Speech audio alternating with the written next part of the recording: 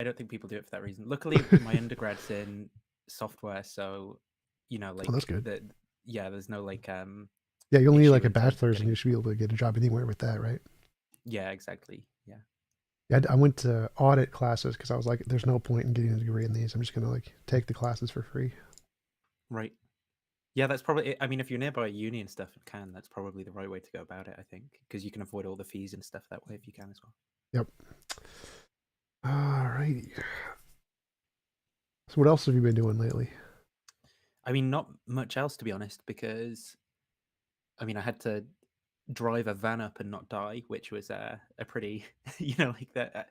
I crashed my car. I wrote off my car this summer when we went on holiday, and I didn't get a new car since, and I hadn't driven since. So I was like, oh no! And then I'm driving a van for the first time up to Scotland. But yeah, Wow, exciting.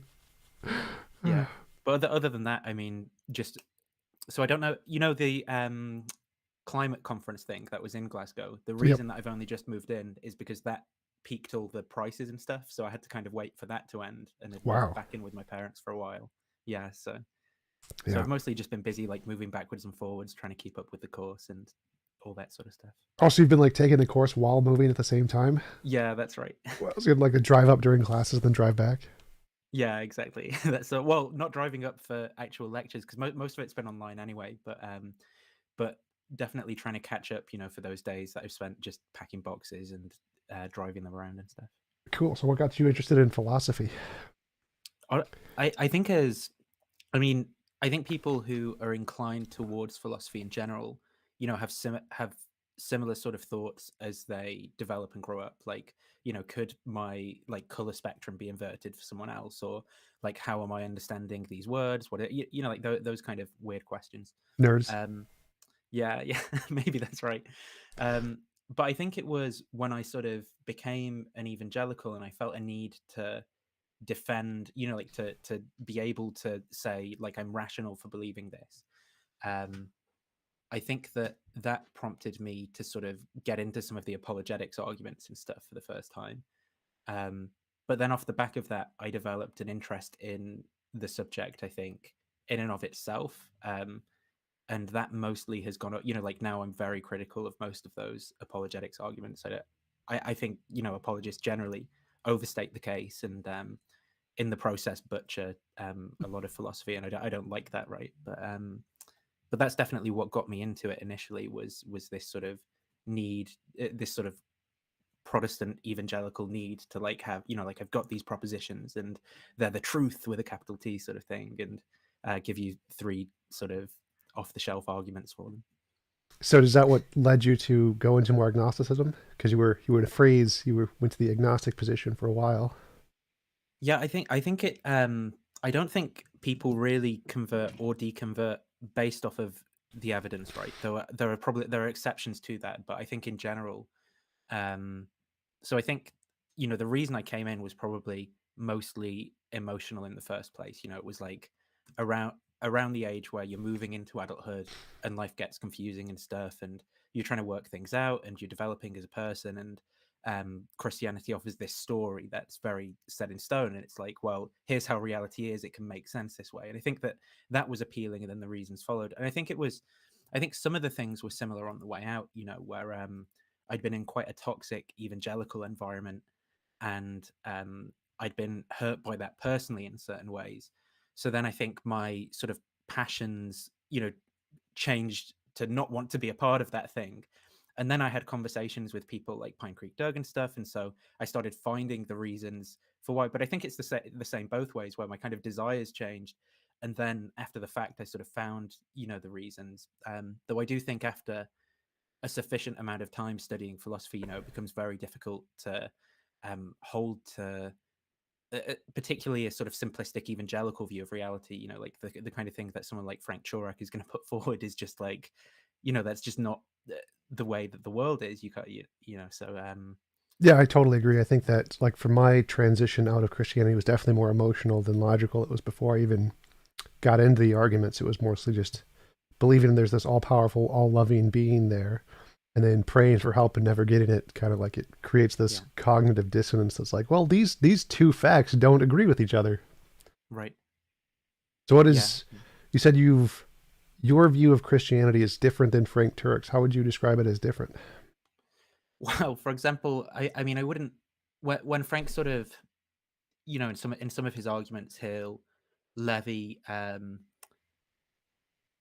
criticisms of the person kind of moral. It'd be like, well, I've got the truth, and you're just denying the truth or something. I wouldn't go down any of those routes, and I wouldn't think that someone has to be rationally compelled by me sort of offering them these simple arguments. Like if you reject the kalam, if you think that the past might have been infinite or something, you're just an idiot, or you think you're a moist robot, and did you freely choose to believe? Like these kind of pithy one-liners, which I don't think there's that much rigorous content to them that someone couldn't rationally reject. Um, and I think a lot more than that falls out from the different way that I view Christianity. Like I think that someone like Frank, perhaps engages with the Bible more like a kind of a book full of propositions about the way the world is, that's just to be like followed, like some sort of rule book or maybe a history book with it. Whereas for me, it's more kind of about the moral metaphor or something. Something like Star Wars might play a similar place for an atheist. Where or Lord of the Rings or something. Where when you're having a bad month, you might watch the Lord of the Rings and feel inspired in a certain kind of way, right? And I think that the Bible kind of plays a similar role for me.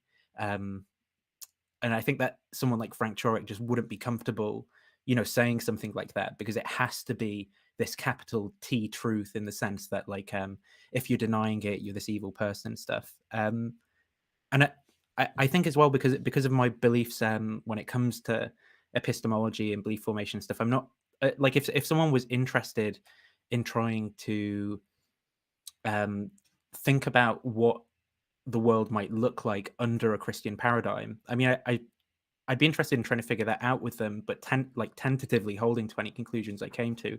But I'm not going to think that that's something that's going to persuade someone of the same kind of things that I'm persuaded of, because I think my reasons for believing do come mostly from desires and so forth, and I think that that's the same for most people. People don't sort of find religion because they take a course on philosophy of religion or something like that. It's usually because life's difficult in some sort of way.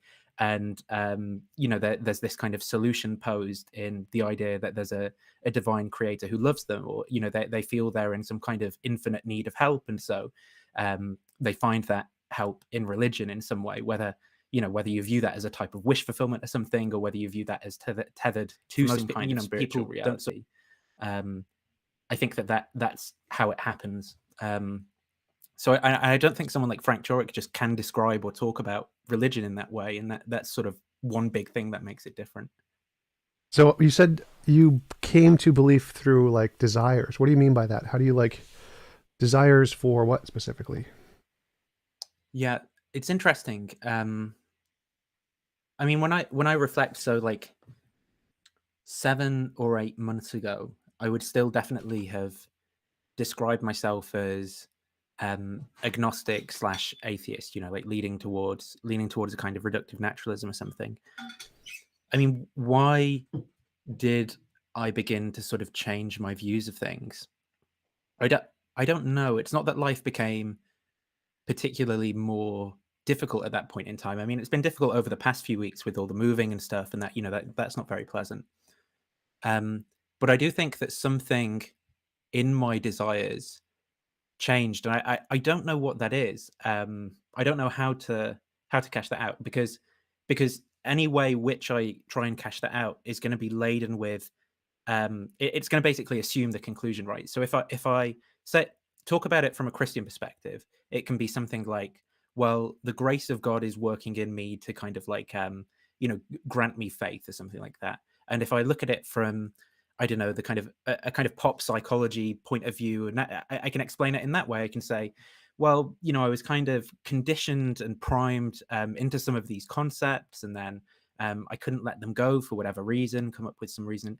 I it's very difficult for me to introspectively assess why that change happened without appealing to entities that are going to be, that are going to just assume the conclusion. Um, So yeah, I don't know why exactly. I guess I can give a go at describing um, what sort of happened. Um, I guess I just sort of started reading the Bible more again. Um, I started listening to sort of Christian philosophers who were less Frank Turek like, and were sort of engaged with the nuance, and actually people can disagree rationally and so forth. The same with biblical scholars, like people like Pete Enns, who you've had on. My views are probably closer to what someone like him holds.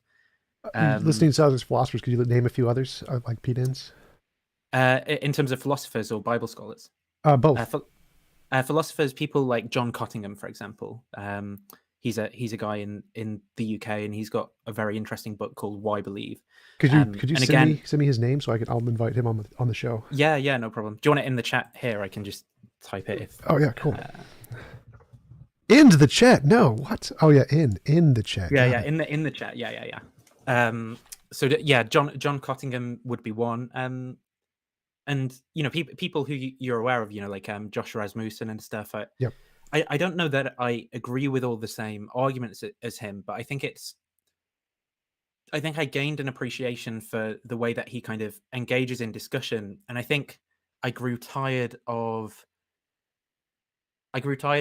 this kind of like simple reactionary, like the evangelical apologetics world, and the kind of like people who have left that world for various reasons and but are angry at it, and it's just this kind of constant back and forth. And I was like, well, what does religion actually do um in life?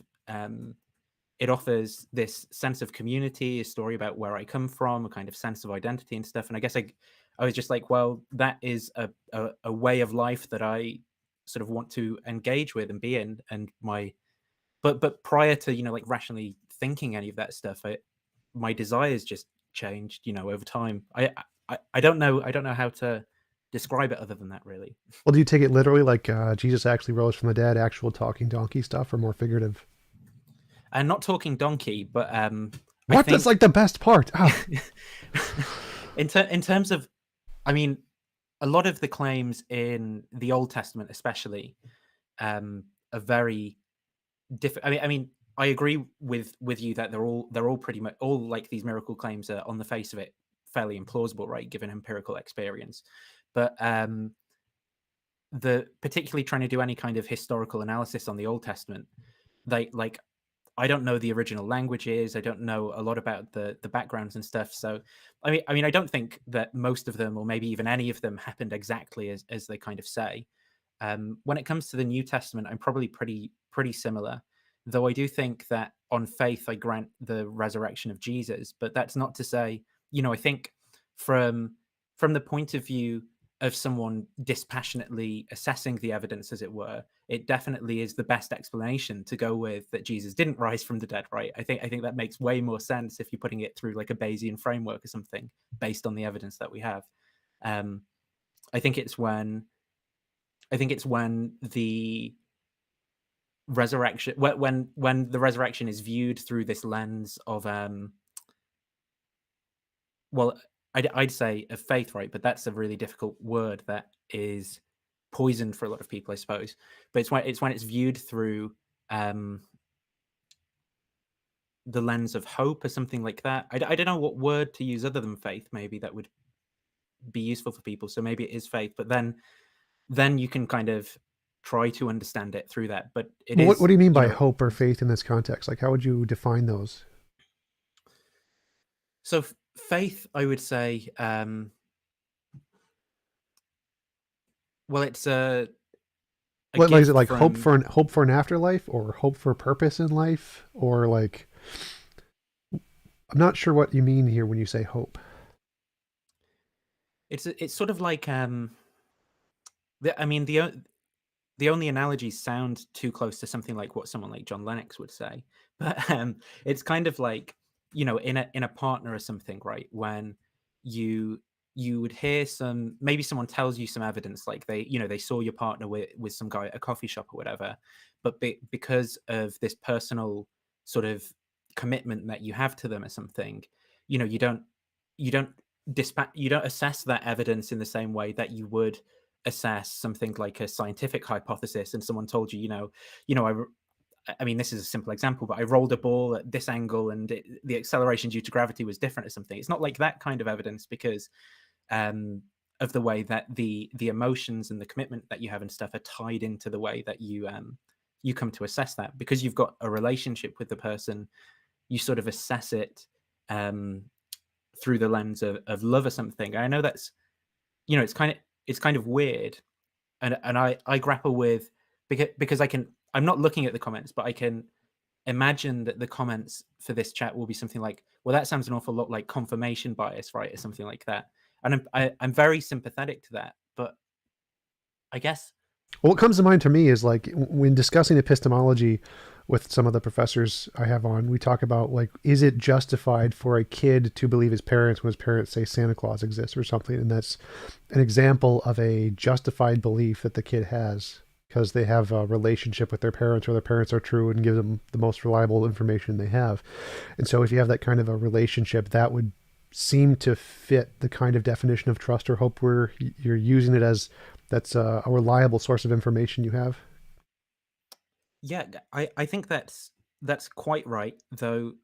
I think it's that notion of justification that I would want to resist in the case of religious commitment, or maybe even the case of parental commitment. Like if you imagine a kid's a kid's mother or something might tell them a story as they're going to bed, and there's a kind of moral parable behind it, and the kid might be like, well, why why why is that like a good thing to do or something? It should be like, well, you'll get it when you're older or something. And I think that that's the same kind of faith, right? Where it isn't that it's justified by isn't that it's justified in the same way as like inference based on reasons or something. It's more that it's kind of in the framework that one sees the world through. It's more foundational than that because the parents are like bootstrapped into the epistemic system, as it were, at some kind of foundational level. So I think religious commitment is similar, where it's sort of how one sees the world, whether through a religious framework or not, is going to fundamentally like alter the way that you come to perceive everything, really. Yeah, So I think religious commitments are more foundational, are going to be foundational rather than like these rationally justified beliefs in the same way. Sorry if yeah, you were waiting absolutely. to say. Yeah. Kind of the way I see it is like in on my Discord in the atheist community, we debate about epistemology all the time, and I say that if there was a book that just had a thousand predictions and all of them were, or like say 10,000 predictions, and the first thousand were all correct, we got all of them right. I think that epistemically, you'd be reasonable to believe the rest of the claims in the book. Like if it get all these predictions right and they're very specific, then you're justified in believing all the other predictions, even if they're on completely different subjects. So like if it says here are the lottery numbers, the next 30 lottery numbers, it gets them all right. And then it says also, by the way, there's this God guy. It'd probably be reasonable to believe the God guy in the same sense. So, and then of course everybody in the atheist is like, no, it must be entailed by the entailments Right. of the hypothesis Yeah, nonsense. yeah, I'm yeah. like, I don't think that's true. I think if you have some kind of other connections, like if your parents are always right about everything else and they tell you Santa Claus exists, you're reasonable to believe Santa Claus exists. And I think the same thing would apply to religious belief. It's a similar way in which I think that religious beliefs can be considered foundational in that sense, in that if you have this um, commitment and belief and um, reassurance in this set of ideas, then the other entailed ideas in that would also be reasonable to believe are justified. Yeah, I think that's very close to something what I'm thinking. Though I do think it's slightly different to the idea of like because it's not as though you sort of have accepted 1,000 propositions beforehand, so there's like this really high prior probability on this claim about God or whatever. Um, I I think it's like it's sort of like you'll have beliefs about that the USA is a continent or something, right? And if I ask you why is the USA a continent, you can probably appeal to some evidentiary reasons, like well, here's the way that the world is. We've seen it on a map, whatever, those sorts of things. But the actual belief itself that the USA as a continent is in some sense prior to any of that sort of evidence. That evidence is almost coming back to justify something that isn't held by evidence at all. And I think that that's what the faith commitment is like. And I think that that's similar to why, for most theists, I don't think a lot actually hangs on the result of doing this kind of natural theology and stuff for that very reason, because you sort of have that commitment, and then you try to understand what it means in terms of theology from that perspective, right? From that way of seeing reality. But yeah, it's not the other way around. But Yeah, that would definitely, from the way you've explained it, that would sound kind of like confirmation bias, because it could be like any belief you have as a child. You could say you have this belief, and then when someone asks you why, you can go look for some confirming evidence to try and make it fit without actually having any real justification there. Would you say that that's different or the same? yeah, I do think it sounds very close to what perhaps confirmation bias would be one of the manifestations, but like it sounds very close to sort of bigotry or something, right? Like on a particular topic, like Bigotry? yeah, like bigotry, like where you're bigoted about a particular opinion, whether it's like race or well, I mean, religion could be one of them, or politics or something like that. But I do think similarly to sort of some of those commitments, actually, like even political commitments, there's going to be somewhere that they sort of bottom out that just isn't rational. um like I don't think that there is a rational basis that could be argued in such a way that every single person would agree, for example, as to why you The know world is round? the Ugh. well, no, the Republicans are the best political party, or this piece of artwork is more beautiful than that one. Those kinds of things. And I think that religious commitment is close to those kind of beliefs. I mean, obviously, it has propositional content to it, but I think that the faith commitment is a sort of well, I mean, if you suppose Christianity is true, and you think what actually follows from that, I mean, it's that it is a personal relationship to someone. It's not, within working from within the framework of Christianity. It isn't this belief just in a set of propositions or something. And even within the framework of Christianity, it makes out that's not the case, and that it's for anything. It's not necessarily for the academics and the people who have thought about these things, but it's for your everyday sort of person. So working within yeah, sorry, if you want to come in, feel free. Yeah, because you're mentioning propositional content cases like, is that painting the most beautiful, or that isn't? There's no truth value to that. It's just an opinion, essentially. Except Phil Survey's paper, aesthetic is subjective. Ridiculous. But so, like, are you considering religion more in that beauty opinion sense, where it doesn't have a truth value? Because it seems more like a truth statement, in which case there would need to be like a way to falsify it or something, like there would be something we could discover or some way we could critique, is this true, rather than is it just I like this, like beauty. Yeah, I don't mean to suggest that it's subjective, that it's entirely that there's no fact of the matter about it. What I mean to suggest is, in terms of like epistemically modeling what's going on, there isn't like some set of arguments or propositions that can be offered in favor of one political party that's going to be just accepted by everyone from every single standpoint, and universally convincing.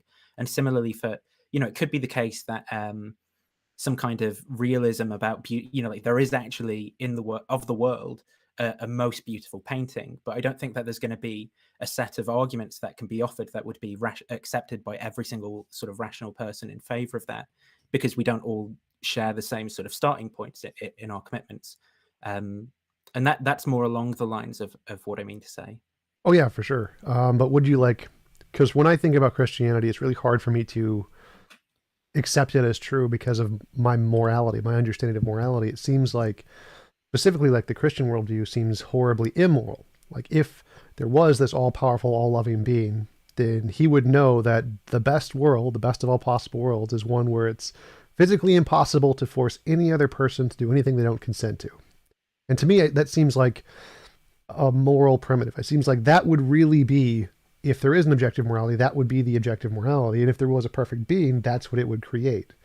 And so having like the Christianity where God does a lot of evil stuff, it seems very, I get that cognitive dissonance thing again, where it seems like that can't be the case. It can't be the case that that would be good, the Christian worldview and the way it's described in the Bible. Do you Yeah, see a problem with that, or do you? well, I think that makes sense from the position that you adopt. For I don't share the same view of morality, I suppose. Um, so I don't have the same kind of cognitive dissonance. But certainly, some things like evil and stuff do cause me to say, well, I don't really understand how I reconcile that with the notion of God. I don't have, as it were, a sort of model of the way that theism works with all of reality, and it all, like I could program it up in a simulation that would work that would, like, I just don't understand all the moving parts. So yeah, there are these tensions and stuff, like why the world is the way it is at all, right? Yeah, for sure. So, but you said you don't have a way of addressing those. Those are more like the faith things where you just take them on the hope perspective. If you accept this ideology, those are other entailments essentially. Well, I think I grapple with them to try to understand, um, but I don't know that any of the I don't know even really know what satisfactory answers look like to some of these questions, because I can read like Leibniz's Theodicy, or Augustine's The Privation of Being defense, or Plantinga saying stuff about the free will of demons causes hurricanes, whatever. And at some level, it's like, well, in this epistemic sense, for all we know, that could be the case, and that or reality could be like that. But I think when we're talking about reality at that level, I just don't have any kind of confidence in some of these claims. I think the way reality is at that level, at least for my intellect, is not something I can grasp and piece together. The way that I mean, the essence of God from the perspective I occupy is primarily a mystery, and the knowable aspect of God, as it were, would be the incarnation, and that's the way that that's the way that my Christianity kind of works. But Incarnation? um, What do you mean by incarnation? so Jesus being God becoming man, Gotcha. God becoming flesh, right? That would be the part of the story. But if you're going to say, well, how does that work, right? Like I don't know. Like how does an unknowable essence take on physical form, right? I don't have an answer to that. I can probably just about tell you um I can probably just about tell you sort of like basic facts about Newtonian physics or something, right? I don't know about reality in that kind of sense. But then the point of the story for me isn't to be able to describe it in that way. The point of the story for me is sort of, how when I go to the shops, I sort of recollect, well, whatever you do for one of the least of these, you do for me, and that prompts me to sort of buy a sandwich for the homeless person sat outside, which is something I wouldn't otherwise do. That's where the rubber hits the road for me, and not sort of in modeling, the theology with empirical facts, and with and fleshing out the metaphysics and stuff. So that stuff is interesting. Well, It doesn't hinge on.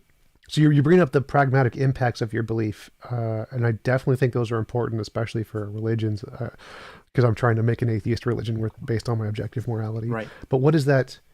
What were you tying that into? What is the where the rubber hits the road? Why does that matter?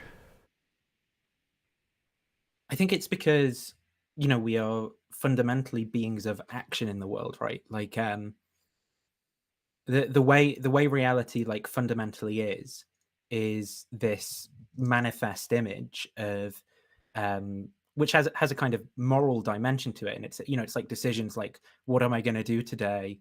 How should I treat this person? There's those kind of entities, and we interact with them and stuff.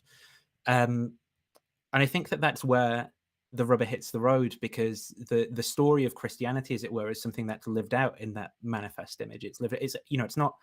it's not an entity in some kind of scientific model that connects the laws of the higher level sciences to the fundamental physics or something. It's something that dwells in after one stepped outside of the lab and is kind of living their life. It's something that occupies that space, and that's why I think it's where the rubber hits the road, because I view that as fundamental human life, I suppose, as opposed to a job as a physicist or something like that, which would be like an aspect of human life.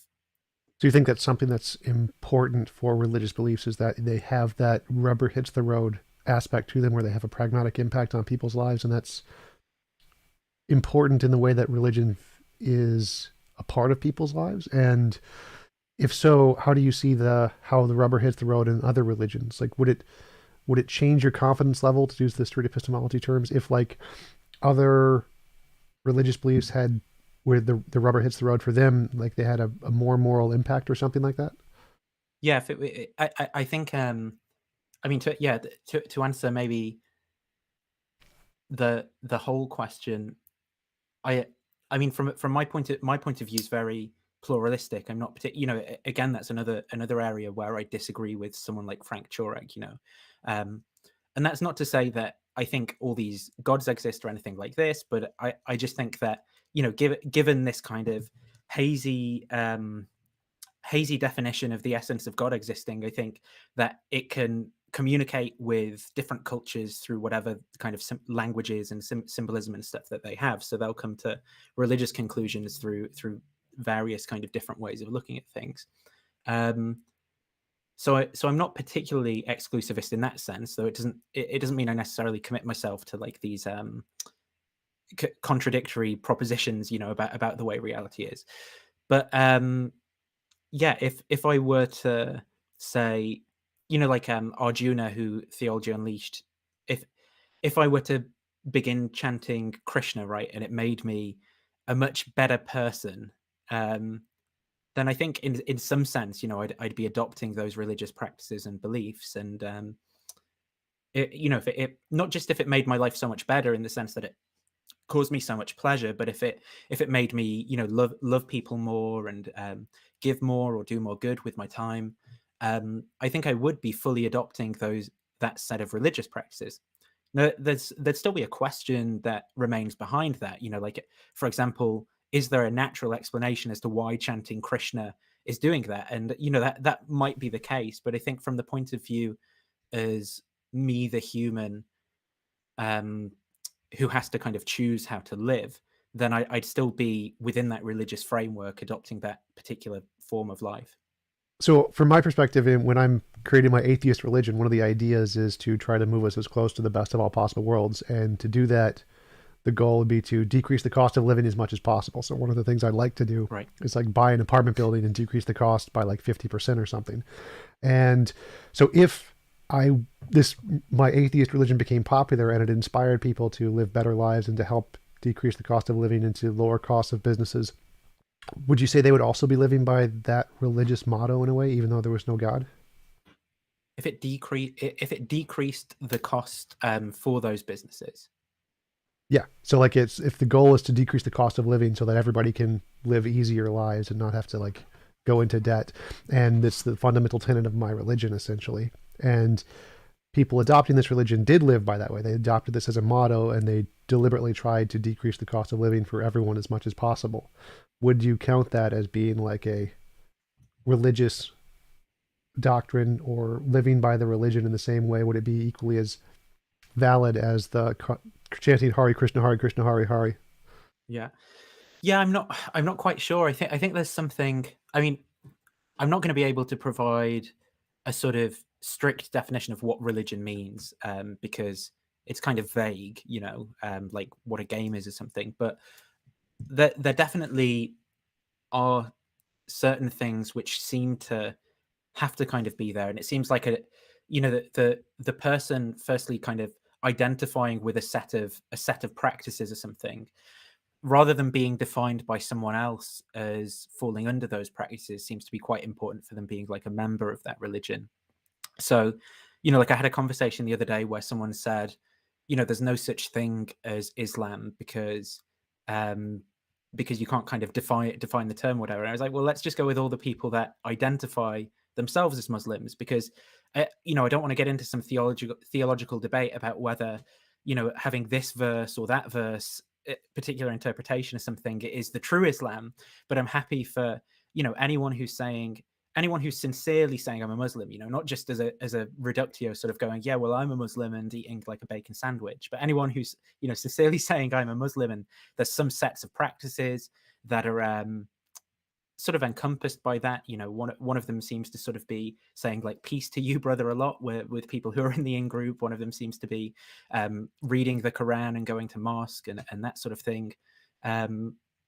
So I think your religion that you're making would need to be like a form of life, as it were, that people could adopt in some sense. Whether that would be, well, I suppose it might be fundamentally linguistic in some sense, but not where language is constrained to just verbal utterances. It might be like physical practices, like when people shake their hands, for example. So there'd need to be some set of practices that are encompassed by what the religion is that people could adopt and live by.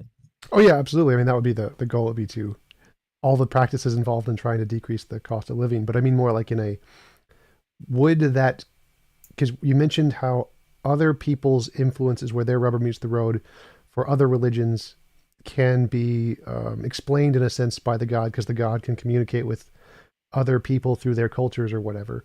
Would this also count as a kind of communication of God in your sense, even if there's no God in the religion, because we have the same practices to promote life in a certain way?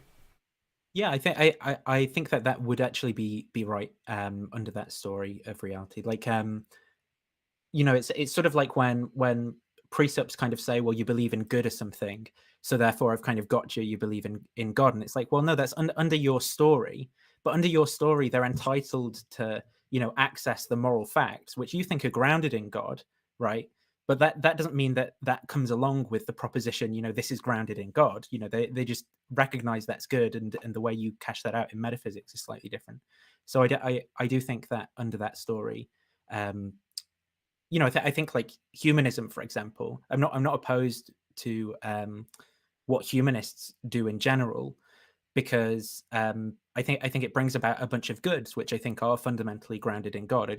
I'm not exclusivist in the sense that I think that the key aspect to a good life is saying that Jesus is Lord or something, and going to church on a Sunday. I don't think that those are the defining characteristics of the good life. And I think actually many people are better off outside of like harmful forms of Christianity than they are within them, because it's sort of abandoned some of it, what it should be doing in terms of trying to create and harbor the good life for people. Oh yeah, that brings up the question of like of all the different cultures, if one was clearly more moral than the others, would that lend more credence or give more confidence to their belief being true in some sense, or would you still incorporate that and say it's still a manifestation of Christianity or the Christian God in some sense? Or does the difference in morality, that is how people act in their culture, have an impact on your belief? I think if I was truly sort of convinced of the aesthetic superiority of like one culture, then I would have to take their kind of metaphysical and religious claims more seriously. I'm not saying that just recognizing that would convert me to that religion or culture or whatever, but I do think that it would do something where I'd be like, okay, well, now I want to know more and investigate this and take it more seriously than, more seriously than I do sort of Marxism when I look at a Soviet block of flats or something. Not convinced by the gas chambers, huh? Yeah. But yeah, I think that's really interesting. I've been thinking about that lately. Like, if we could make a moral, like, standpoint of this religion having this kind of an impact and having a more of an impact than churches, then I think that would cause a lot of people to think about it and take it more seriously. So yes. Yeah, I agree. yeah, that's especially like effective altruism isn't specifically like atheistic, right? But yeah.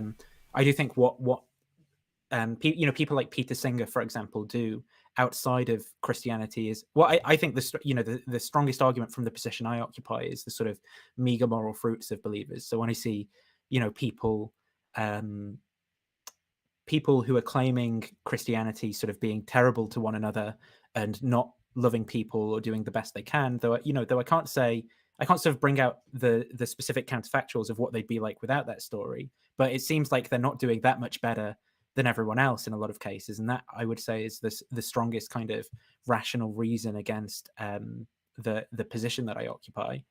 So I do think seeing other religions where it clearly seemed superior in that sense, or even if you didn't want to define it as a religion, but a kind of secular. I mean, I do think humanists are a religion in a sense, but Well, I'm calling it the atheist religion, so it's the well, yeah, atheist yeah, church. yeah, So, but right, exactly. So you're kind of owning that, but yeah, that's one of the reasons. Like, oh, they call atheism a religion. I'm like, yep, yes, it is, and it's better than yours. Haha.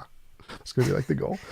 But yeah, do well, I you think think? that would be a good thing if it happened. Yeah, Yeah, I would like that because I think there's a lot of good things about religion and church that are missing in the atheist community. I mean, I think that's evolutionarily why it's so popular in the world, because there are a lot of benefits to religion, and simply rejecting that, like a lot of atheists do because they had a bad experience, is like that very cliche, annoying statement of throwing the baby out with the bathwater. yeah, yeah, So I think that there are a lot of benefits to religion that we should adopt. That's why there's a church on every corner and why they get billions of dollars. And if we had that many churches who are actually doing the right thing, like trying to decrease the cost of living or provide insurance that doesn't take advantage of people or sell cars without a 50% markup for no reason, or give it credit cards that doesn't have a 25% APR just because screw poor people. Like, I think that that would really make the world a better place. And so I think that taking this idea of religion and using it as a moral grounding, because I think that's the mm. best thing religion provides, is a moral framework to actually benefit the world, is probably the best thing we could hope for in real world progress. Yeah. I wholeheartedly agree with what you've got to say there, and I guess from my point of view, that's something that definitely pushes me into Christianity, because I sort of hope that from within, as it were, I could offer some small amount of pressure towards reformation and doing, the kind of ecclesial community thing the right way. But I'm not, I I don't hold out hope that there'd be this massive movement or something just off of me having different opinions to Frank Jurek and William Lane Craig. But I definitely, that's definitely a motivating factor behind it. It's like, well, there's this structure in place and this story that I kind of jibe with and stuff. So um, I think identifying with this historical continuity and stuff and trying to do good through that is something that's really important for me. Yeah. Oh yeah, for sure. Do you see, like, when you read the Bible, do you see like the horrible immorality of what I see in the Old Testament or what the God does, Yes. and see that this seems obviously wrong? Why Yes, couldn't he have done definitely. it better? Yeah, definitely, I do. In terms of the why couldn't he have done it better? I mean that's going to be one of those questions about coming up with like reasons and stuff where I mean, I guess we could go down that route, but I'm not trying to do that because I just have no idea. But I definitely share the kind of reading the Old Testament and being like, well, this is clearly an example of something that is not like the morally correct thing to do, right? In this case, and I think one of the growing growing out of evangelical things to do was to sort of not try and defend that and to realize it's actually okay to go, like, if again, if this kind of theological metaphysics is right, well, whatever the good is going to be grounded in God, so you can kind of go with your intuition to some degree. You've got to have an understanding that like any faculty, it could be incorrect in certain cases, but these cases seem like the really kind of clear cut paradigmatic cases, like torturing babies for fun or something, where it just isn't the right thing, and so defending that, you've probably gone wrong somewhere. Like I think in systematizing your theology, you've got to take more into account than just a simple reading of stories in English as if they're literal. There's got to be an awareness of it. it being a particular genre of literature created by a particular country, a particular culture thousands of years ago, and their biases and stuff like that are a part of it. Um, and that's what's being expressed in those cases, right? As opposed to some kind of divine commandment where God wants you to have like racial prejudices against people who were born in this area of the Levant or whatever. I take it a little more than that. Like even taking the resurrection of Jesus, which is like foundational to Christianity, like it seems strange that God would send himself and must die physically, even though his soul is completely unaffected, so nothing really happens. Like Pine Creek brings that up all the time. Like, Yeah. so if Jesus' soul just transmits from one place to another, what was the whole point of the whole dying in the body thing? What this seems like a very strange methodology to achieve forgiveness of our sins in any way. It seemed, why couldn't God have just snapped his fingers or done this before? It seems like a very strange story in general, to try and say that this is a plan of the all-powerful being who knows everything. I agree. It's a strange story. What might the reasons be? Could be a question about what reasons could I give you to believe such a thing? But I don't think I could, right? But I mean, in terms of the candidate explanations that people try and go with to reconcile these sorts of things, the I think things like soul building and stuff for explaining certain moral evils. I mean, it's not going to deal with natural evils and stuff. Do go some of the way, but it's also going to partly be influenced by the way that you're systematizing your theology overall. So, for example, if you're already committed to particular views about atonement, then you're going to view the resurrection as this very specific thing, right? Um, Whereas from my point of view, when I come to think about, well, why would God do it that way? And I sort of think, well, maybe the point of the story is just this psychological effect that it has on me in getting me to identify with it and do better things than I otherwise would have, Um, but for me, that might almost be where the explanation stops, because I don't know that I don't know that I can. I'm not very good at thinking about what reasons even look like for a kind of the god of classical theism that's outside of time. I don't even know what thought outside of time really looks like, right, or anything like this. So in terms of then cashing out, well, what would be like a reason for instantiating a particular world with whilst I have omniscience, right, of every set of outcomes? What would a reason look like for instantiating that world? Like, I don't think I've got much hope for. I mean, it could, let's say, in an epistemic sense, like for all we know, it could be true. But I don't think I could get much further than that, just because I don't really understand, what I'm even thinking I'm conceiving there in that situation. Yeah, the way I think about it, like if we just grant God exists, say we're at a coffee shop in heaven, God's over there, we can see him. We're like, hey God, how's it going? Like we're gonna do like an internal critique of Christianity, and so God decided to create this world with all this evil and send Jesus, and Jesus is a guy, and then he sacrifices his body for some supernatural impact. This seems like a very strange story. Yeah. Why couldn't he have done it better? Because it seems like it's obvious, like there's lots of really easier ways to do this better. So why not think why not lean towards it's more like human made rather than the actual story? Because to me, it seems so hard for me to like, because what you mentioned earlier, that you think that the soul building theodicy guts part of the way. And I've always struggled with that, because it seems like, isn't there a way to get the soul building without all of the suffering? Isn't there a way to get Yeah. the same results Well, without the consequence? well, I don't think I'd say there's a way to do the building part without the suffering, but there would, potentially be a way to sort of instantiate the outcome part without the suffering. But yeah, I think part of the problem here is that I don't think I can provide, reasons that are going to be sort of convincing from the position that you're in. Like I sort of said before these things became plausible to me, my sort of desires changed in a way where I sort of had a kind of faith, I suppose, right? And then from that position of faith, I could begin to engage with and piece together a theological story about reality. Um, but I don't, I, I don't think I can sort of begin to just like I could list all of these theodicies and so forth that you're familiar with, and have had talks with people who are in by and large going to be specialists on some of these areas, right? And there's always going to be rational reasons one can provide to reject any of these stories, because the, the we're talking about systematizing an entire worldview, an entire way of looking at reality, and how reality hangs together fundamentally, and that's always underdetermined by any of the facts that someone can provide. And in terms of plausibility and convincingness for someone to adopt it, is going to be determined.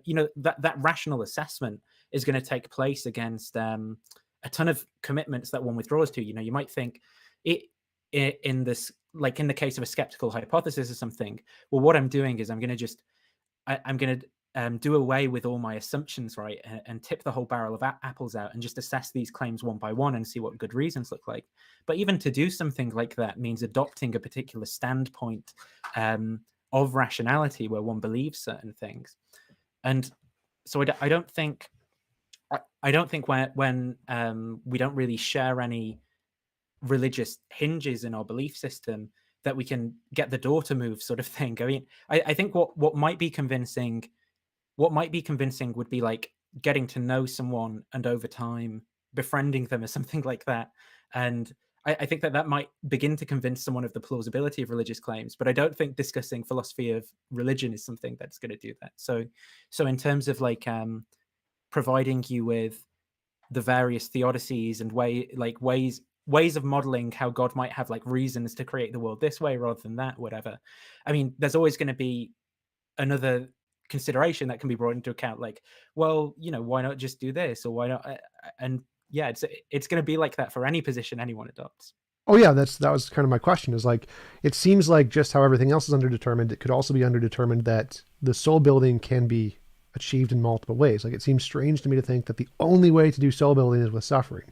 Like, why isn't the soul building equally as underdetermined as everything else, and could be achieved in other ways? Because you said it seems unlikely to you that soul building could be achieved without suffering.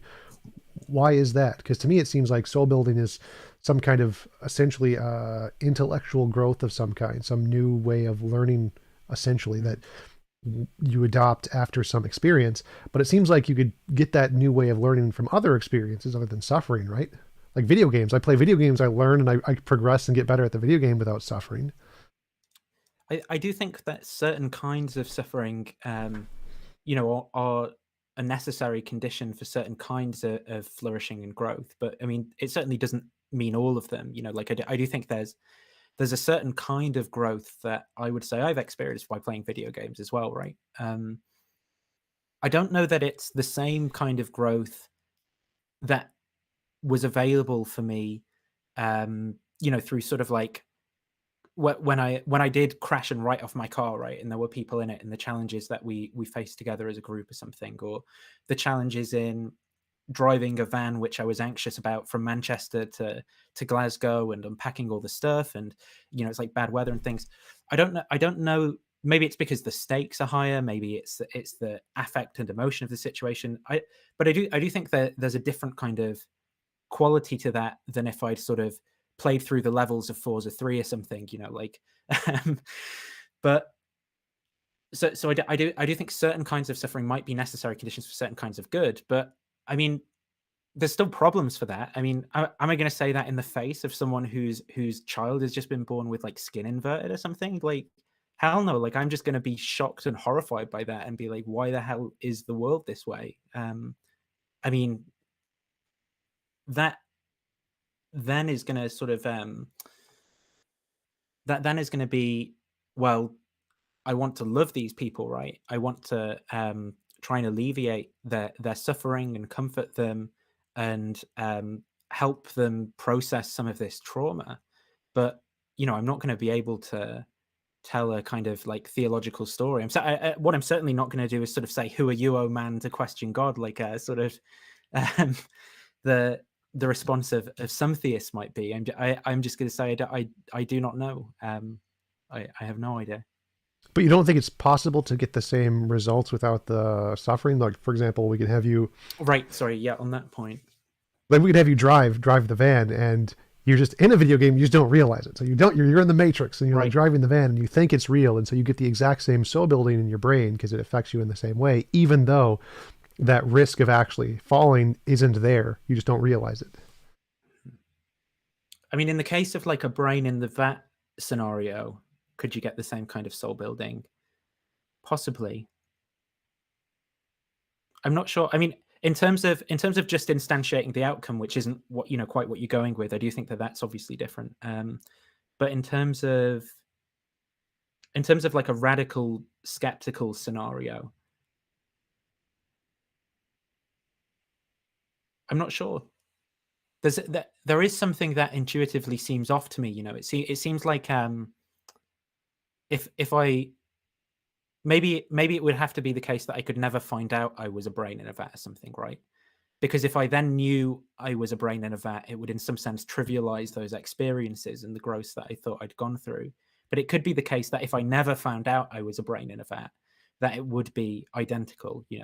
But I guess I mean, even in some sense, that is similar to the um, Christian theological story, right? Because it's like, well, Heaven. if you find out you're a soul in God's mind or whatever, however you're going to cash that out, then how does the soul building happen? A question But that comes to mind: do you think it would matter? You said if you never found out. Like, I imagine if you like drove a car and you found out as soon as you got home you were just a brain in a vat, then it would definitely counteract in some way. But if you found out mm, like 60 years later, I mean, would that have the same counter effect, or would you still have those ingrained values in you that you had lived for 60 years with? It seems like when you find out also matters. So even if we found out at a later date, you would still have the same soul building, wouldn't you? mm. I think it would be. I mean, it would be a different effect, but that would probably. I mean, that would also partly just be the result of like the effect of time on memory and how we process.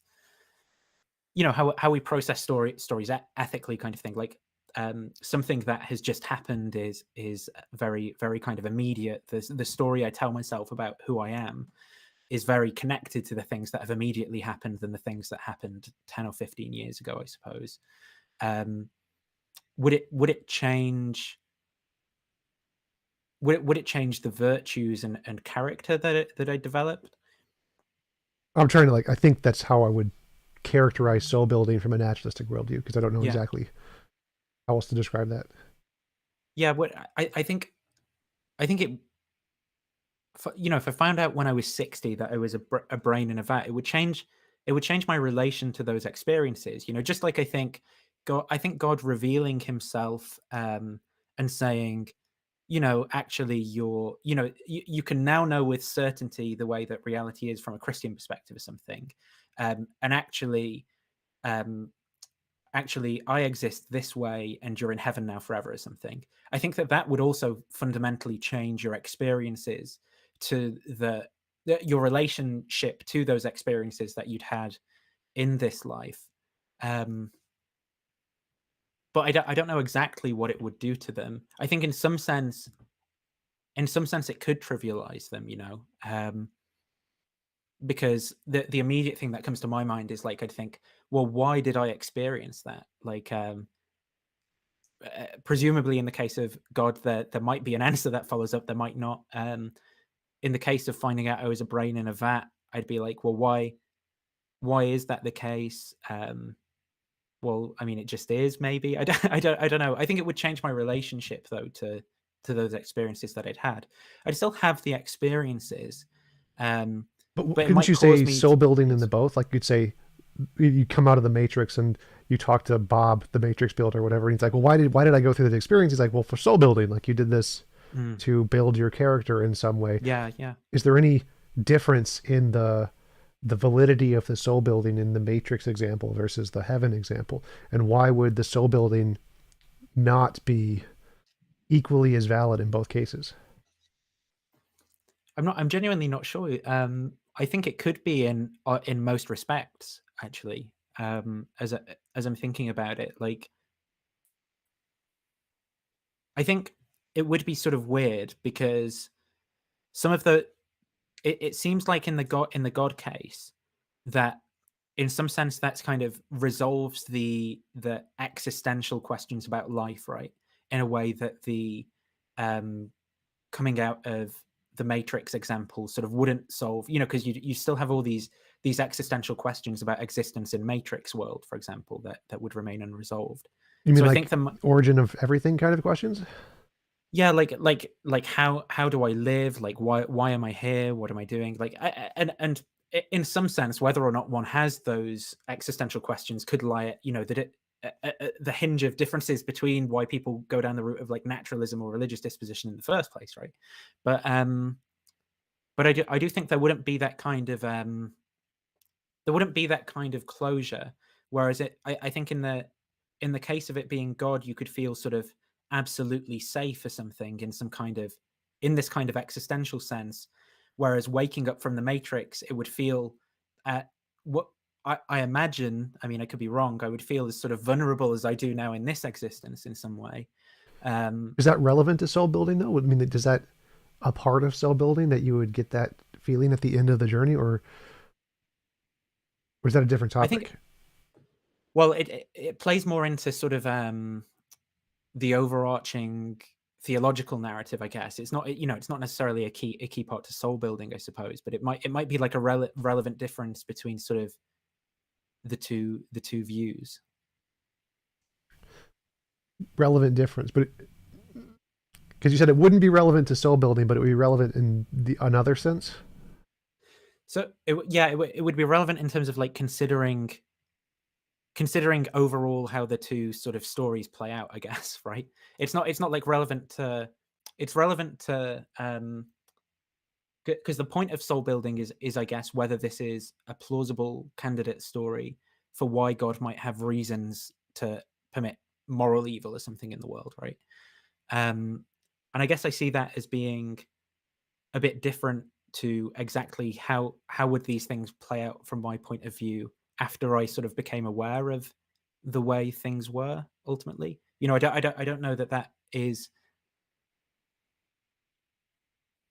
that's something that I have been or should be taking into account when I think does this sort of provide me with reasons that God might have to permit moral evil in the world? I don't know, maybe you think it does. Well, because my the way it works in my head is that so the reason we're allowed to suffer is because of soul building, and like you said in the Christian worldview, there's no way to get the soul building without the suffering. But it seems to me like it's obvious. Like yeah, you can. Here's one really obvious way that you could do that. You could get all the same soul building without the suffering. And the difference you said was that well, at the end, once you wake up, you don't get the Oh same no, sense because the of suffering would still be there in the skeptical scenario, though, wouldn't it? It wouldn't be not suffering because you found out you were brave. If the so if the finding out in the skeptical scenario, um, if finding out you were in a skeptical scenario undercut the experiences of developing a virtuous character and so forth, I think it would also undercut the suffering sorry, if it undercut the suffering, it would also undercut the experience of developing a virtuous character in some sense in that case. well, the reason I bring up the Matrix is you can still have the fear and the belief that suffering could happen, even though it couldn't. So, like, you could believe that your child could come out with your skin grown out inverted or whatever, but you just wake up and it didn't happen or something. You get to the Matrix, like, here is your kid, he's fine. So you But have, if the virtue bit, oh sorry, you finish. yeah. So um like you can imagine crashing your van, or you can think it's likely you're going to crash your van, but in the Matrix, like you're not going to. It's not possible. You can't crash your van. You're fine. But the point of the experiment is that you can still get the same soul building. You still have all the same psychological beliefs and feelings without the actual suffering or the consequence there that seems immoral. Or you can make it optional, like in my BPW. You can say that I consent to be a part of this world where the soul building stuff. But if someone doesn't want to, they're like, nah, I'm not a big fan. Wouldn't that be more moral? I I guess I'm not sure now that there isn't suffering.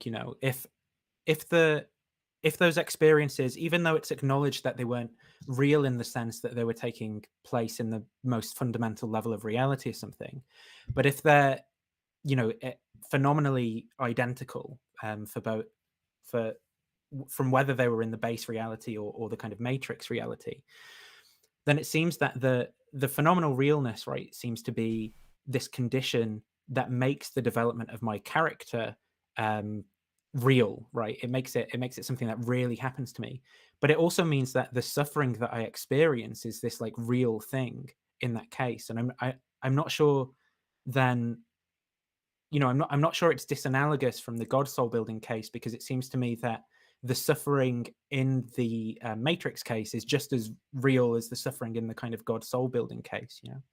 Well, I'd say the difference I would suggest is like the difference of actually being stabbed to death versus the fear of being stabbed to death. Like where you're in a place where you think you could be stabbed to death, but it doesn't happen. Not like it doesn't it's not like it occurs in the Matrix and you remember it occurring. It's more like you had the belief it could have occurred, but it didn't occur. So that would be the difference I would say, is that you have like the belief that you could crash with your van, but it just doesn't happen in the Matrix. So that would be the difference in between these two worlds, is one where all of the beliefs about pain and suffering are there and you can go through them and avoid them and learn from the experience, but you don't actually fall into the you were murdered to death or raped or killed or your baby was never actually born that way. So I think that the fear, like, do you think the soul building comes from those things of like literally being stabbed or shot? Like, does that itself soul building, or can you get soul building from just the fear or understanding that it could happen? I I think I think it if the experience is identical, like in this case of being in the Matrix, like I definitely would grant, that that would be the same as it really happening, really.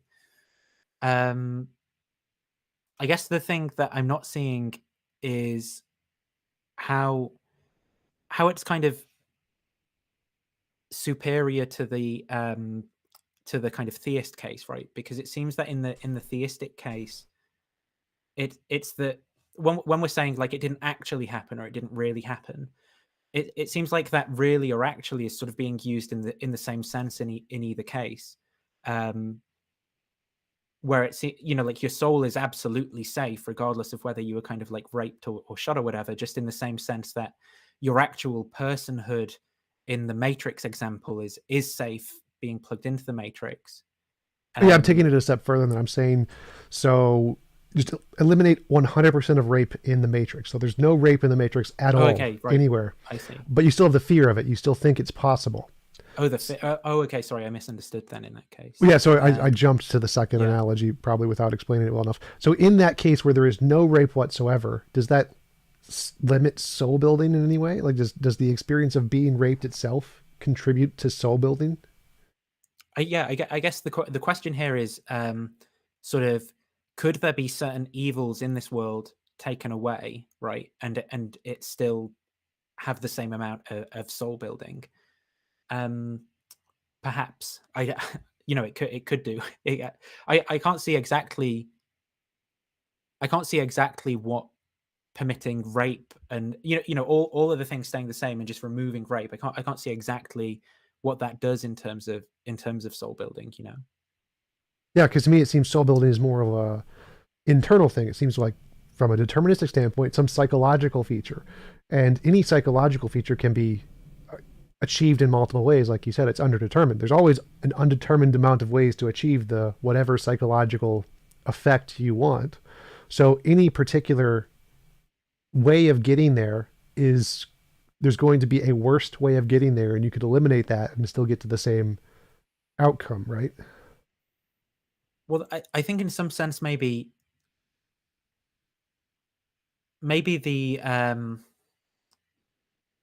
it's not exactly the same outcome, because I think that God just instantiating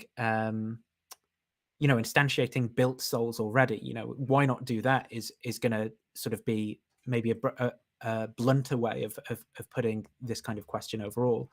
And I don't I don't know why not. What a blunt away? What does that mean? a more blunt way of Oh, putting gotcha, gotcha. sorry, a more blunt way of putting the objection. Why not just instantiate already built souls?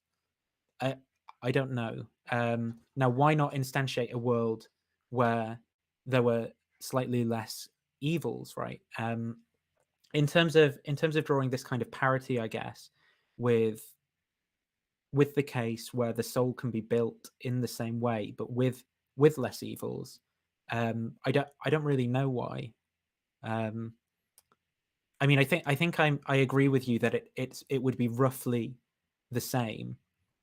Maybe I mean I'd have to think about it more. Like maybe the case could be made that not permitting rape does actually there are some goods that come about through a world where rape happens that otherwise couldn't be the case. But I can't see that, and it doesn't sound, on the face of it, it doesn't sound that plausible. But I'd have to think about it. Um, but in terms of like how that ties into the theological story, I don't know what reasons God has for instantiating, like a world that has rape versus a world that doesn't have rape. I'm just not sure. Yeah, this exact same thought progression is what led me to my consent uh, criterion. It says we could, even if we're you say that having a world with rape does give some beneficial soul building thingy, we can still do that and have it be not immoral. Like we can give every person, every soul the You still there? choice. What? Oh, he froze. No. Oh yeah, my connection cut out. Yeah, I think I saw that a little bit. So I was saying that the same pattern, the same thought progression is what led me to the consent criterion, where it seems like even if you grant that rape does give some additional soul building, so you need to have rape for some soul building purpose, even though it doesn't seem obvious why, we could still have that and have it not be immoral by giving everyone consent. Would you like to go to this world where rape is possible? This world as designed by God, or all the suffering is possible? Or would you like to opt out and go to your own universe kind of a thing? Like it seems like adding that criterion into the story makes it like a more moral story. And it seems like something God could have done pretty easily. I don't see like why there should be a difficult thing to do. So wouldn't that make this world, if he forced people into it without their consent, immoral, because there is a more moral option of just giving the people the option to go here or the option to not go here? Yeah, it's a strange thought experiment, isn't it? Like it on the face of it, if I constructed a VR game or something, you presented someone with a VR game, it would seem where someone was going to have these experiences or something, and it's like it's 18 plus, so it's all adults or whatever. It would seem like the better option is to give people consent, to ask for people's consent prior to giving them those sorts of Sign the experiences. waiver first, no jumping in. But I do think when I imagine overall what the thought experiment looks like, this idea of myself having absolute sovereignty over the way reality is, I don't know how that plays out at the larger scale. What do you mean? Well, so if I had absolute sovereignty over the way reality could be, um, I just don't know. I don't know how that would actually play out. Like, I don't know what kind of world I would construct, or how I would be in it, like how I would feel in it, I suppose, what it would be like to live in it. I just don't know. I think in some ways it actually kind of sounds quite horrifying to me. Um Also, it just sounds horrifying. Like I sort of think of, well, I imagine initially I'd kind of be alone, right? Initially, or maybe I choose to have people around, right? And then I choose to have people around, but I'd be aware that they were only there because of my choosing, and it just horrifies me in this bizarre way. well, to me, it sounds more like having a house. Like you have a house, he has a house. You can go over to his house if you want. He can go over to your house as long as you agree to the rules of the house.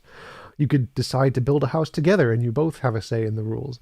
I don't see the horrifyingness aspect there. It seems more just like each person gets their own house if they want, and you could go play in God's house, where God's house has all the bad stuff that you may or may not want to experience. Or you can just go to your own house and be like, no, I'm going to have a fireplace and a fluffy dog and none of the rape stuff. I'm going to keep the rape stuff out. And you could start off alone. You could create AIs if you want. Like, I have a Roomba. My Roomba is nice. Its name is Bob. Or you could visit in a collective house with a lot of people, or go to the Hindu house and go experience their gods or their perceived gods world. I don't see the horrifyingness of this outcome. It seems like it would be only as horrifying as you would want it to be, and like you could. Well, that's the horrifying part almost.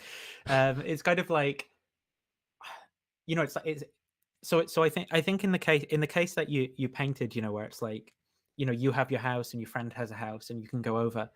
I do, that sounds all very sort of pleasant.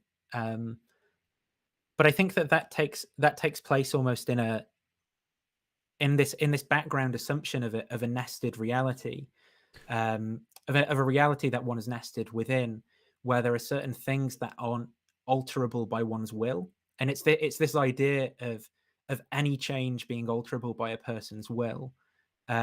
Well, That's only the thing in that like scares each me. individual get their own universe, and you could change whatever you wanted in your universe, but you wouldn't be able to change other people's universes. They'd have their house essentially. So Yeah. I would agree there is this external reality there that could be controlled by God. As far as I'm concerned, that's fine. But he would just give each individual their own little house. And they would be able to control that house however they wanted. But they wouldn't be able to control anything about reality. Just their house. Okay, right. Well, maybe that could be like an interesting way of living. I don't know how I'd feel, 50 years in or something, but it sounds kind of fun. Like, I'd give it a go for a few years and see what it's like.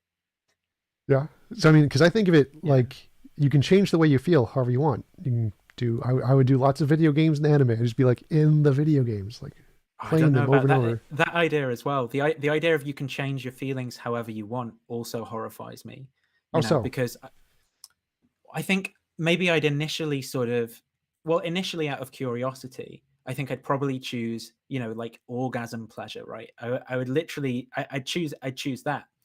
But then I'd probably, I think, be like, well, I'm kind of bored of that, or I want to try something else. And then I'd kind of will something else. And then I just wouldn't know what the hell to will.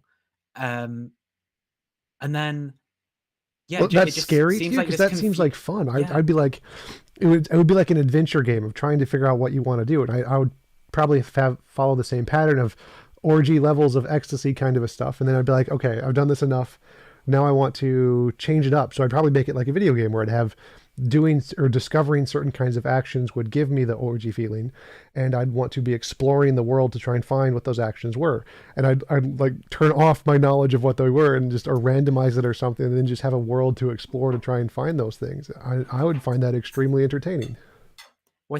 I'm more comfortable with the idea of sort of turning off my knowledge of the fact that I'm in the world and stuff. But I think this being aware, like the being aware that I can actualize whatever I will, is in terms of even just emotions, right, is kind of scary to me, because I'd be aware that whatever I'm going to feel next is caused by whatever I will myself to feel, right?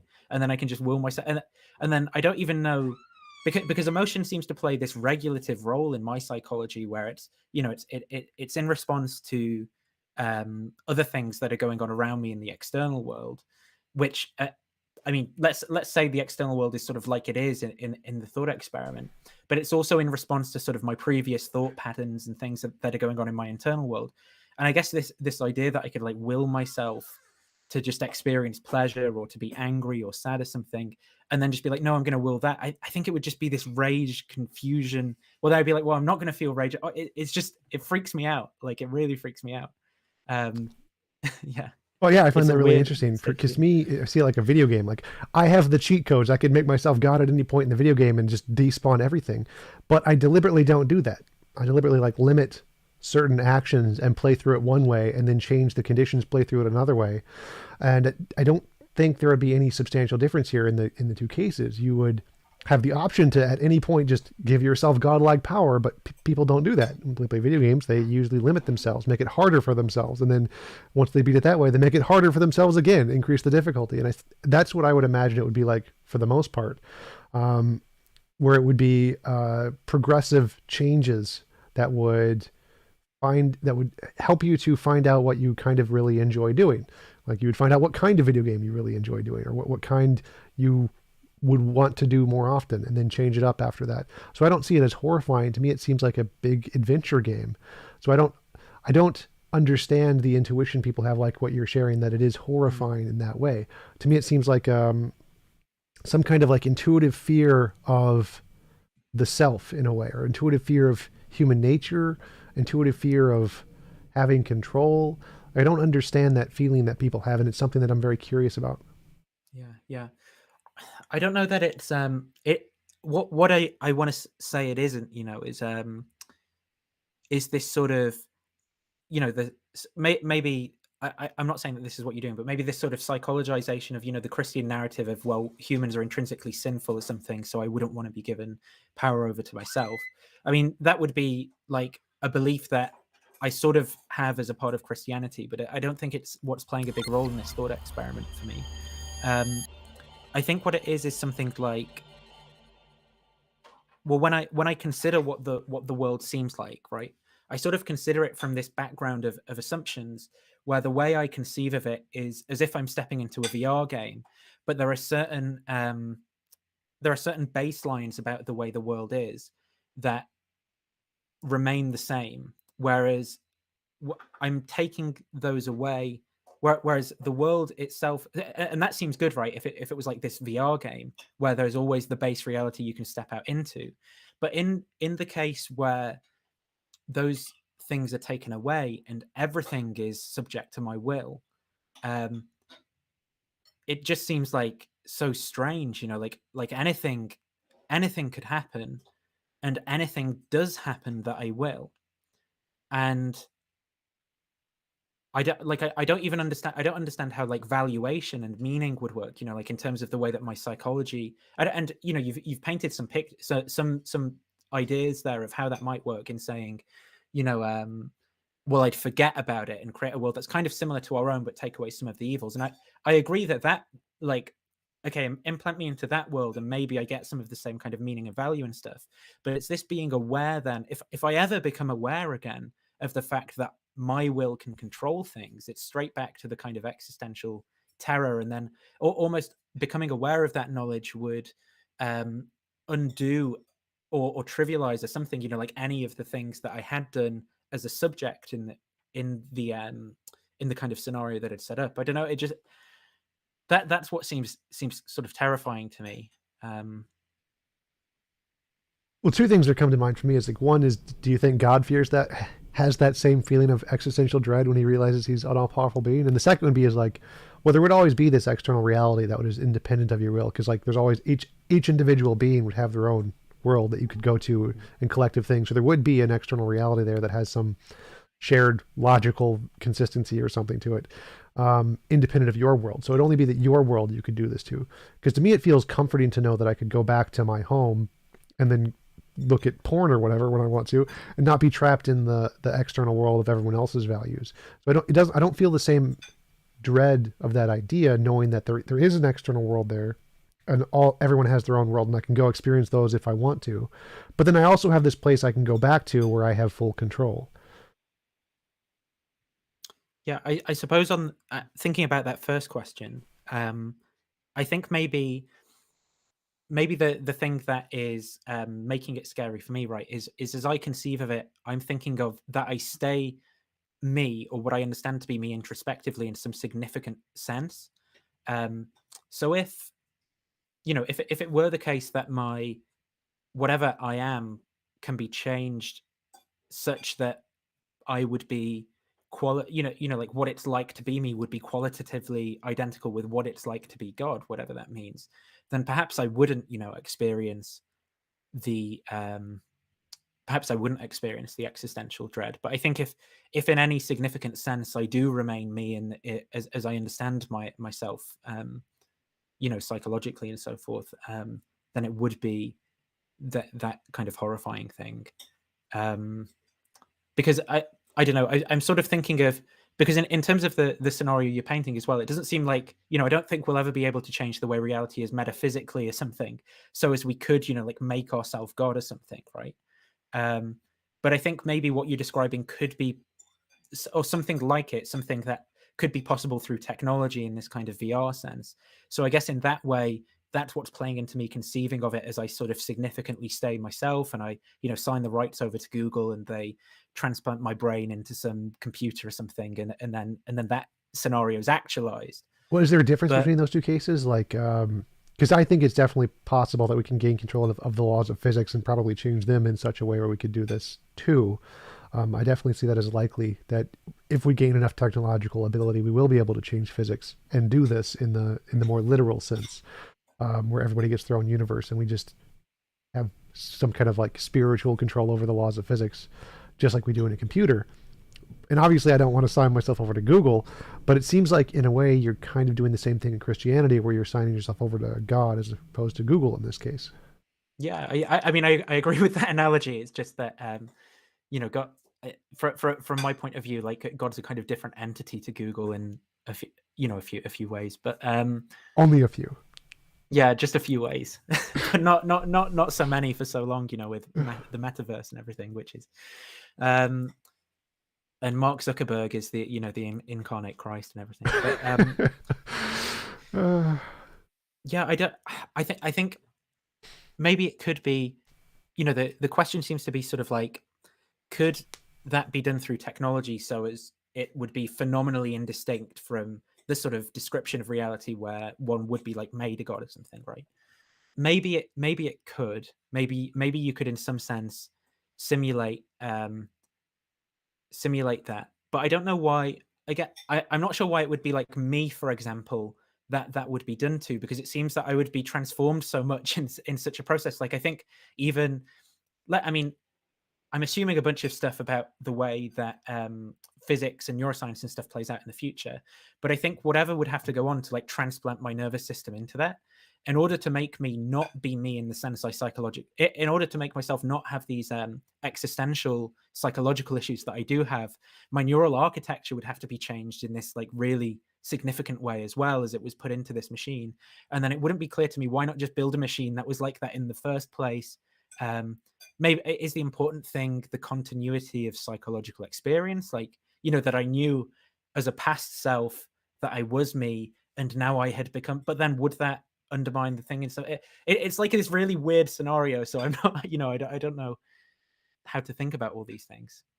yeah, I've spent a lot of time thinking about it. To me, I imagine it more like you are you as you are exactly right now, and you're handed an iPod with God powers, and you're just like on, off, on, off. So I mean, I definitely agree that I would want that continuity of self. I'd want to still be me, and then be given this power of my own universe without having to change me fundamentally unless I wanted to. And then I could like save that as like a base state, and I could just revert back to reset to Windows 7 Right. whenever I wanted to be like, okay, so this is what I was feeling before, and then change it as I go. But I don't feel that existential dread thing, and there are a lot of people that do, and I've always wondered why. Because it does seem like what you mentioned earlier, a psychologizing of some fear of the innate way of humanity is that is attributed to religious belief, saying you're inherently sinful, and that causes this fear of being self-controlled or having your own universe, because you would imagine all of these potentially horrible things you could end up doing. But that's something I've never felt, and I'm always curious about why it is people feel that. What is it that gives you that fear? Hmm. Yeah, I mean, in terms of, like why it is, it's like what kind of explanation, would like satisfy that? Like why do people differ from me in respect to thinking that way? Like, because there could be this story about, well, it's because people um like have this kind of wish fulfillment. So, that you tell some psychological story, and that maybe that could be right. I mean, the person wouldn't know, but maybe there's like reasons or something. It's like they differ in the reasons that they have. I think, as I'm thinking about it more, I mean, I've not thought a lot about this thought experiment. I'm thinking, maybe it's this idea of the self being the fundamental basis of reality as well. Um, so instead of it, as I understand all experience, right, I can't get beyond my own experience, but there is this otherness as well as self, right? Whereas it seems to me like the reality that's being painted is just self, and I think that that's the terrifying thing is like because every appearance that I have appears to me because I have willed it, to appear at some point. Well, I suppose at some logical point in time, right?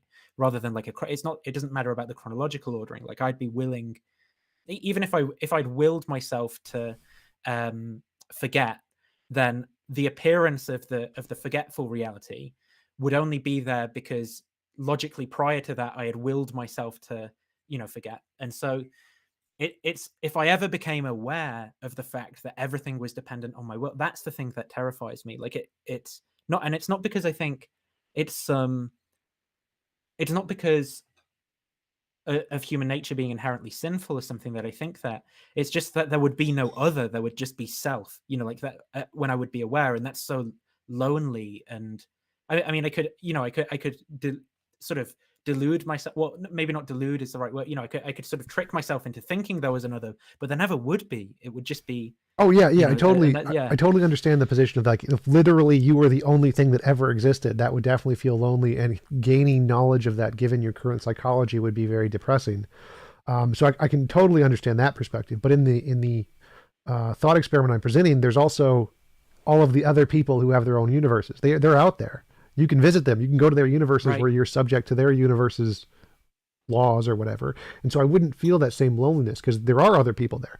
Having the option to go to my own universe where everything is my own thought bubble or whatever doesn't seem to create that loneliness because there's that alternative of there are other people out there. Mm. I think that this is interesting because it sort of changes it. I'm just not sure how this works, kind of thing. Like it changes the way that what I'm imagining is, because it seems then there's like these metaphysical rules or something about the thought experiment world where it's like, okay, well, the rules of the game are that you can invite people, right? But then those rules aren't subject to my will. I'm Yeah. subject to them, right? And then Yeah, so so there it's are, still like I said before, okay. there are these logical rules that are Okay. independent of your universe, but Yeah, it's yeah, like you have your house, I have my house, and I can do anything I want with my house. I get the almighty chair. You have to live with that thing, whatever that is. And yeah, so there's definitely we have our own houses, and we can do whatever we want yeah, in our own thought bubble houses, but we can't change the rules to other people's houses. They still have their houses, and there is this metaphysical framework there of everybody gets their own house. Like the ultimate metaphysical law that you can't change is it is impossible to force people to do things they don't consent to. That is the unequivocal metaphysical rule in my thought experiment. mm. I What it kind of reminds me of is that I mean it's different in a lot of ways, but the Black Mirror episode where that guy is like uploaded into some like pod thing as a prison. Yeah, It yeah, it sort of reminds me of that. Obviously, it would be very different because you wouldn't just be trapped in the one room, but the kind of the terror that's induced in that kind of in that episode by viewing it is the same kind of terror that I feel imagining myself, in this world. And I don't know it. So that there'd be these rules, right? But still, any appearance I have is dependent on my decree at some point. well, not necessarily, because when you go to somebody else's world, it would be on their decree, or you could combine worlds and It would say be on their decree, right? you and me are going to make a joint world with these rules, or you could add some like randomness stuff in there to make it however you want, or you could go to God's world and be in God's world if you wanted to. Like that would be an option here. So I wouldn't say that there is any fundamental difference here, because you could have the exact same world, you could live in this exact world as it is. The only difference would be is that you have the option to go to your own world if you want to. Right. But so even if I grant, right, that there are these other people I could invite to my world, but they couldn't cause any appearance for me in my experience unless I permitted them to in some sense.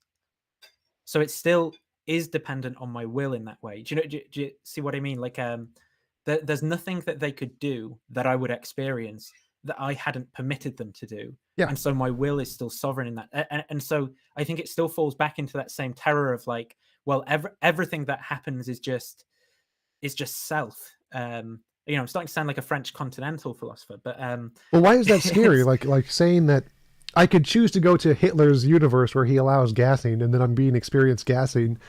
But it's because I consented to do it in that case. Why is that a terrifying thought? Because the experiences are still there. This is the only difference is you consent to them. I don't see why that would be a terrifying thing. oh, I think maybe this is partly played into by like psychedelic experiences or something, right? Which I'm playing on to sort of imagine some of the weird states, weird states of mind where one might be able to kind of like imagine certain things. But You heard this from a friend, right? Like a friend told you about these experiences. well, I've had very bizarre experiences, not where it seemed like I can control anything, but where it seemed like I was fundamentally alone with nothing. And that is the scariest experience what I've ever had. And like a kind of terror that I just couldn't put into words. And when I think of this scenario, I'm kind of like, you know, thinking of that, I guess. And then So it's I'm like sort of like, if you have too much control, you would afraid that you would get that same experience because if you had too much control, it would give you that sense of loneliness, kind of a thing. well, it's not. Well, I think about that, right? And then I think about, well, I just will myself out of it. So I go, okay, pleasure now, and then I'm like, yes, and then I'm like, now let's make it real, and I just will stuff, and it happens, but then like normal psychological affects, which would be caused by events, um, I have to will those to happen too. So I have to be monitoring all these things in order to simulate what happens, or because there's there can't be autonomy because then something might happen that's apart from my will, right? Well, Like wait, why if I not? was like, So like because it you can program a computer and have it run however you want, and then just leave, and the computer does the stuff. Or you can show randomness and put that in your universe, and have that just as fine. You wouldn't literally need to individually mitigate every possible thing at every point in with time. I think I might have to, because and the reason being that, so I could at one point in time will I want this to run autonomously because I just can't handle it running. But then something might happen, where I'm like, well, I didn't want that to happen. I don't, and then like what? Then I'm not no longer willing everything. Like I've somehow instantiated like a contradiction in the system that's been set up Well, where something has why would happened that that be I a didn't want. contradiction? Like, for example, I could say I'm going to limit my will such that these events can occur. So I just have a list of all possible events. I say these are possible, these are impossible, and so I know whatever happens is on the list of the possible things, but I can include on the list of possible things bad things. So you lose at the video game, or you get your head cut off by the bad guy in the Mm. video game. So it's you can allow all of the things and still have them be on the allowed list and have that be run on the automated system without you having to deliberately manage all of them, like you do in a video game. Like in a video game, I could turn on all God mode things, make everything impossible, but I allow a certain set of actions that are possible. That I don't, I've given control of this to the video game, so I'm not doing any of the work anymore. I'm just playing the video game. But all of the rules, I'm not deliberately managing them at all points in time. I just look back at them whenever I want to change something. Yeah, I think that scenario makes more sense to me. Um, it's this idea of me having absolute sovereignty at any point that kind of doesn't, because if the base nature of that reality is that I can will any states of affairs to occur, it seems to me like if I sort of set that up, but then my phenomenal experience is affected by something that I've set up in such a way as I don't want it or will it, that's like this really weird. It's like, that then it seems like you've got the same sort of evil that the world has been created to prevent happening, maybe to lesser degrees, right, than it seems to happen in this world, but still happening in some sense. Um, Yeah, yeah, absolutely. Like I said, yeah. you could have a world exactly like this one with all the rape and murder and bugs that eat your eyes out. The only difference would be is that you've consented to be there. So I don't see how those are two different examples. The video game example, where you can set the rules and play by them, and you could just set the rules to be exactly like this world is. So I don't see why those would be different cases, because you portrayed them as being different in some way. That the video game example would be more plausible in some way, because I see them as the same. Yeah, I guess I don't I think maybe what I'm driving at is something like, like I would will to, have an experience that I didn't will or something, like it's kind of like that sort of thing that I think the I don't understand how that sort of works under the system. And Well, that I guess means that would be a yeah. contradiction. Like if I willed at time A to have experience that at time B I didn't will, that would be a possibility. I don't see that as a contradiction because I would see that as like I'm planning a video game and I'm going to have myself experience some stuff, and then I go through the video game, and at time B in the video game I didn't like that experience. But I don't see that as a contradiction because like when playing a video game, if you turn the difficulty up to the highest difficulty, like in the future you're going to experience some challenges there because it's a harder difficulty.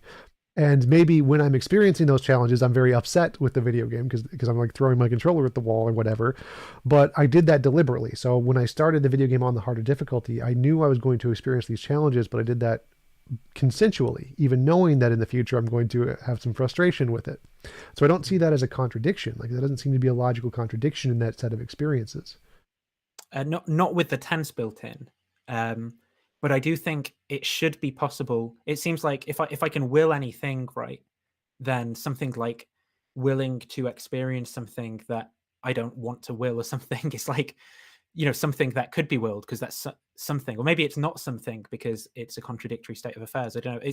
It's just a very strange thought experiment, the overall thing, and so I don't know.